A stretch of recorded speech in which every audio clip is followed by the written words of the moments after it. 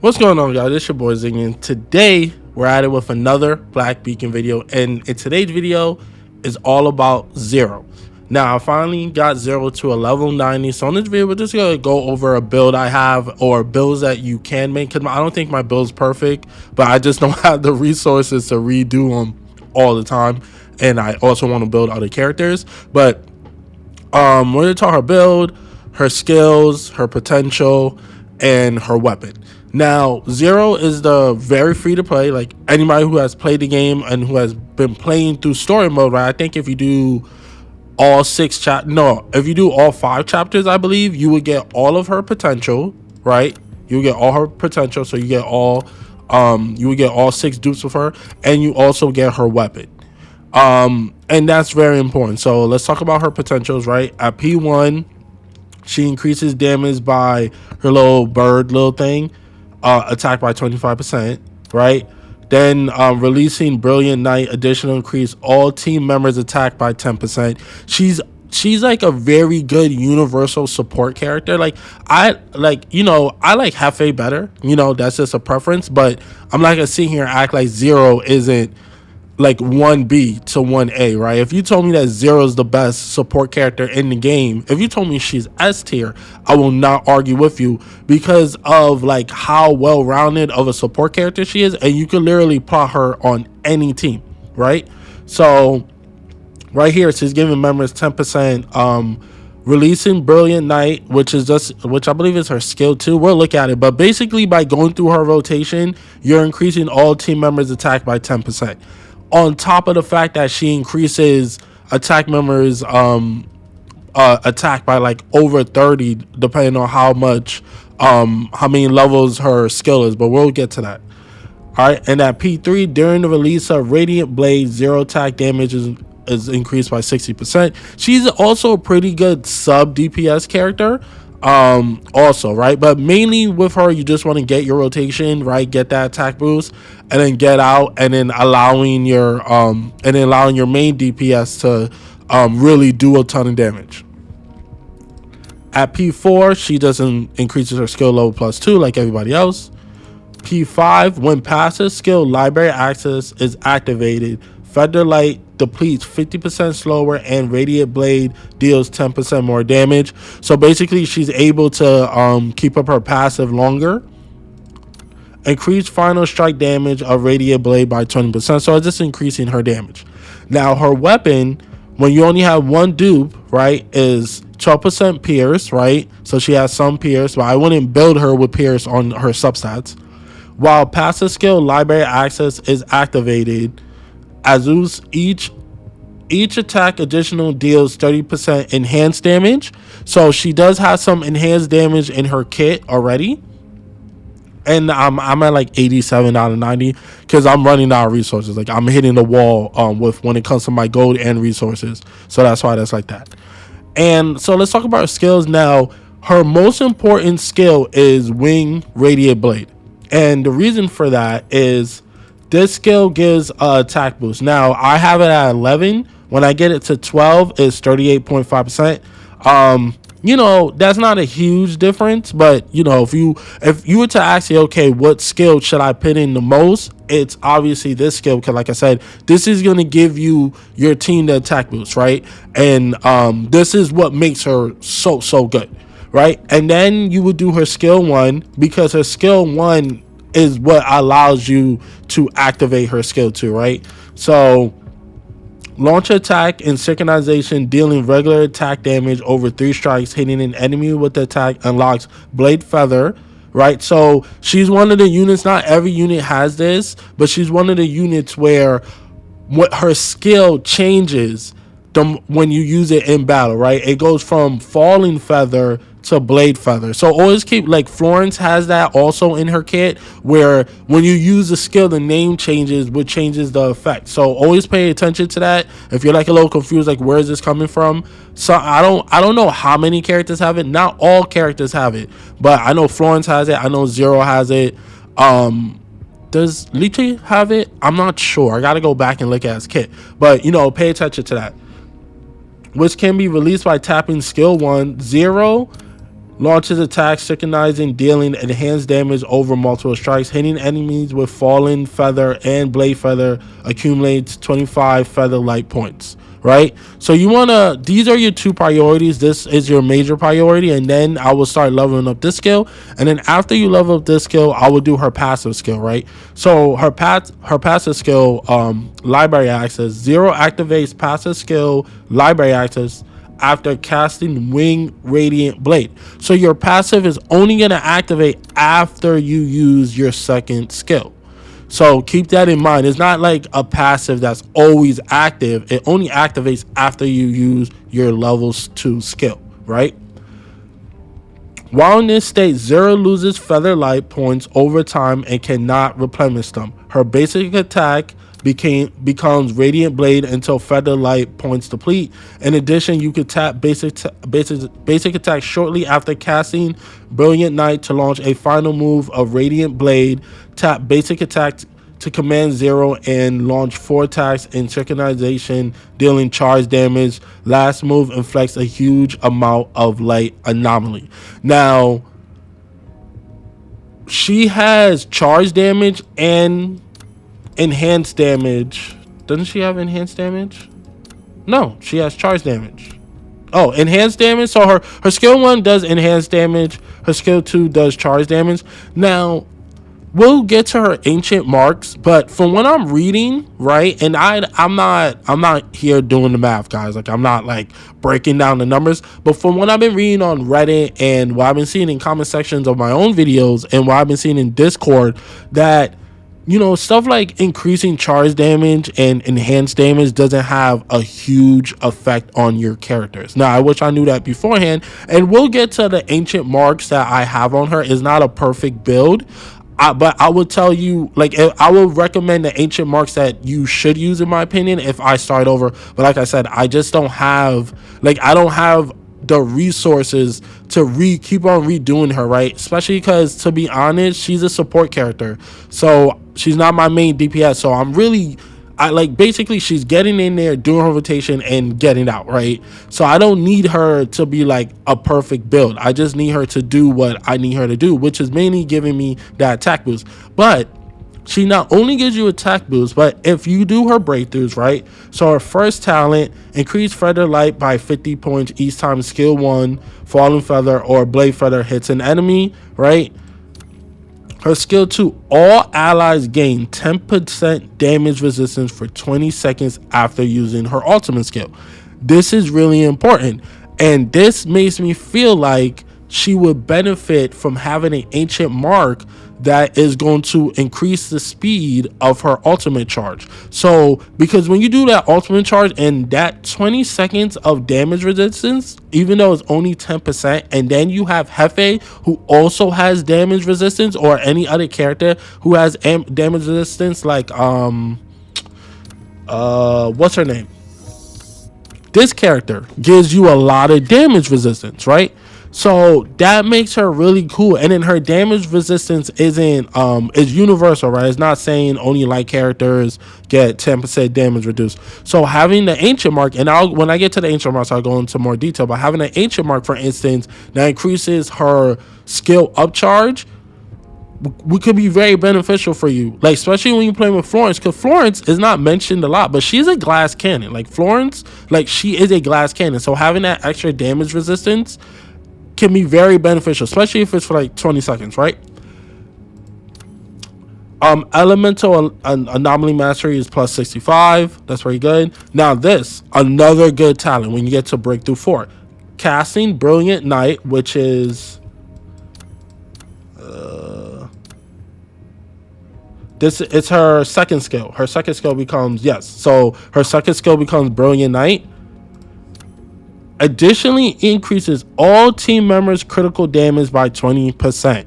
Now, okay, so this is why this is like really good, right? So if you take a character, I mainly use her on my Florence team, right? But Florence, you don't really build Florence around crit rate and crit damage. I know some people do. I made a video talking about this, like, hey, you know, does that hurt Florence in the long run? Should you just run crit rate and crit damage, even though she doesn't have a lot of crit rate? built in on her already. But regardless, that's really good for someone who's a crit god, a crit demon, and that's Lychee. He's a crit god, he's a crit demon. This is going to benefit him. So this is why a lot of people like Zero in this game, because of how just like universal, and she's doing so many things, right? She's boosting your attack, she's giving you damage resistance, she's boosting your crit damage. Like, it's like ridiculously good. And her last talent is this attack plus 55%.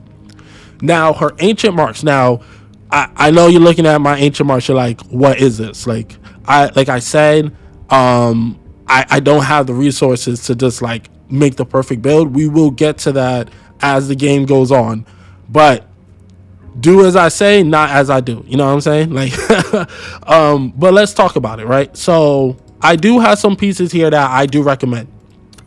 Now, damn, bro, can I click on this? Okay. So why is outstanding herbalist a good mark, right? A good 10 mark, right? Like, why is this a good 10 piece? And you shouldn't have HP, you should have attack on this. So it should be attack, elemental anomaly mastery, and light damage boost. But let's talk about it, right? All team members with less than full vigor gain a 12% increase in attack power when the wielder vigor is fully restored. This effect is canceled once the user use vigor, right? So basically, this is a really good 10 piece, right? So you're going to start off with Zero, right? You're going to get your rotation with her, and you are going to switch her out. While she's switched out, she's going to get her stamina back. That is also going to increase the attack, right?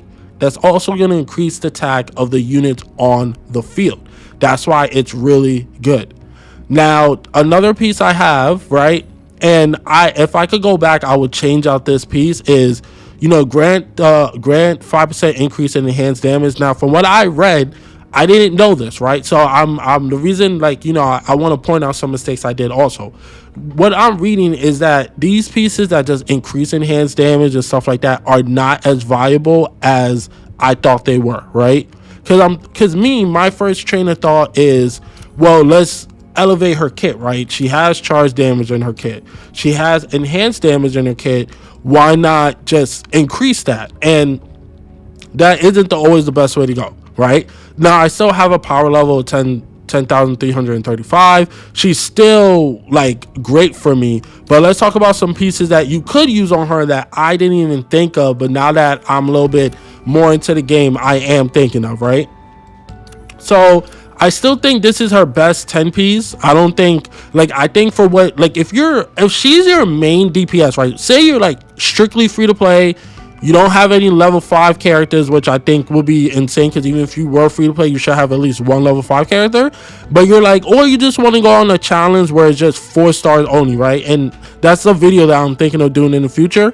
Then yeah, you're gonna, you might want to put some more DPS focused ancient marks. But as a support character, I think this is the best ancient mark for her. Now, some 5 pieces, right? You have the Tiger and Might. Like I said, she does have enhanced damage, but I don't think like these pieces are really good. Like, I don't think it's a huge effect on the character when you have like 3% enhanced damage. Like, I don't think it's not gonna help her kit as much. That's what I have, right? Like I said, I'm not doing the numbers, but this is something you can look into, right? You can also look into Dragon Essence, because this does charge damage. She does enhanced damage on her skill 1, and she does charge damage on her skill 2. So you can use this ancient mark also. Phoenix Tail, no, she doesn't have any derived damage, so that's pointless. Then you have Jade Crane, grant increase in ultimate damage. Now, ultimate damage is a good thing. I think Jade Crane is very useful for your main DPS, but someone that's your sub DPS, you want her ultimate out there to get that damage reduction, that damage resistance, I have to say, but damage reduction, whatever verbiage you want to use, right? That's what. So I mean, the ultimate damage is really good. Obviously, it's free damage, and another thing, when you do your ultimate, it stops the clock, which is right. So you're getting damage while stopping the clock. So that's also really good. But at the same time, I don't think it's like a must, right? A must priority, right? If you want to put this, depending on your play style, or maybe she is your main DPS on your team, then, you know, I can see you using this. Then you use General Terracarata General. I don't know. Don't judge me. Don't judge me. Don't judge me. This is chase damage. She doesn't do chase damage. This is Molten Hammer. She doesn't. Oh well. No. This is only for her. No, we don't care about giving damage. This is for her. This is for healing. This is for shield. Now there is Shining Star, right? Now I'll be honest with you, I have not found out how I could fit Shining Star. You could fit it. You could fit this 10 piece and Shining Star, but you'll probably end up having to do 10, 5, 5, 1, 1, 1, 1 or whatever, right? To make 29. So if you're gonna use this piece, this piece right here, you might end up using a lot of one pieces, right? So that's up to you to mix and match and try to figure out. But the reason I think this is really good, because like I said, she gives you 20%, she gives you 10% damage reduction for 20 seconds every time she uses her ultimate. So having an ancient mark that increases her ultimate skill charge could be very beneficial for you when it comes to protecting your team and getting that damage reduction out. And then after that, those are the ancient marks that I think could be really good for her. Now obviously I'm not saying that those are like my build. I'm not saying my build is the number one, but I kind of just want to go over some ancient marks that could be very beneficial and just give you like one thing about this game that's really underrated is that some characters could play two styles. It's not just one. Like obviously there's probably numbers out there that say if you have these ancient marks and you're gonna do this amount of damage and this how it benefits you, but I'll be honest with you, the game is not difficult to the point where you need to have the perfect build to beat everything, you know? So if you want to mess around, if you want to customize, if you want to, you know, tool your character to the way you play, you can do that in this game with certain characters. And I actually recommend that because that's what makes it fun. And once again, gear grinding in this game isn't too crazy. So we're hitting the 17-minute mark, so I kind of want to get, you know, a little gameplay in before we end the video. I want it to be like 30 minutes. So we're gonna do Echoes of the Past. I like doing Echoes of the Past. It's pretty good showcase spot, right? We're gonna just do hard. We're not gonna do Nightmare because I don't want this video to be like 30 minutes long. So we're gonna go in here. Huh? Where's my queen, Hefe? Yeah. Don't try to play me because don't call me like a lolicon or something like that. When I say queen, I just think she's the best in the game.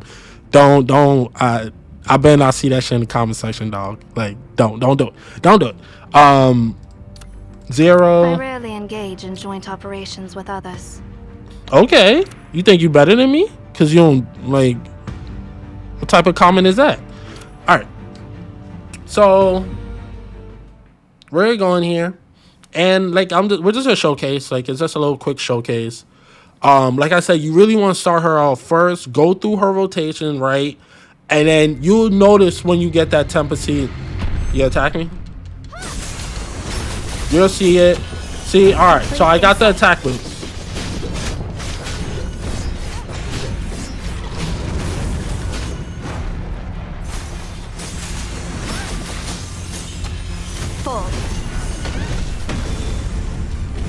And you can see it at the bottom too. But I also want to test out how much damage Florence does when I don't have that attack boost. So we're going to do that also, right? Oh, chill. So I want the damage. So we're just killing time. I want the my attack damage to go down. Right? Okay, so we're like I said, it's not about like how quick I could beat this. We're just trying to like, damn, her shit charge is mad slow. Complete insight. All right. Okay, so let's look at Florence's damage without doing that increase from 0, right? So she's hitting like she's hitting around like her highest seems to be. She was hitting like 35, 45k. So Complete insight. so we're gonna bring Florence in, and we're gonna get that attack boost, and we're gonna see how much benefits. All right, so boom, we got. The fire is burning. Huh? You know what? Burning. I don't think. Actually, no. I take back what I said. Yeah, the damage is there is it is noticeably higher. I take back what I said. Blooming from the flames. So, like I said, basically, In the name of like I said, we're just trying to test things out. But like I said, basically, you want her to start first, right? You want her to go in there. You want her to do a rotation, which is her first skill, right? So once you see how, look at her skill 1, right? You want to activate that. That's gonna activate her second skill. You're gonna so basically you're gonna do her first skill. You're gonna press it twice, right?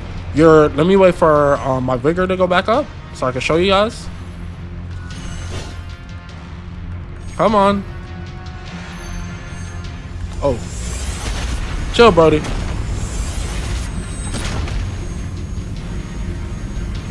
It charges so slow when you don't switch in and out. All right, so skill 1, right? Skill 2. You're gonna see that attack boost.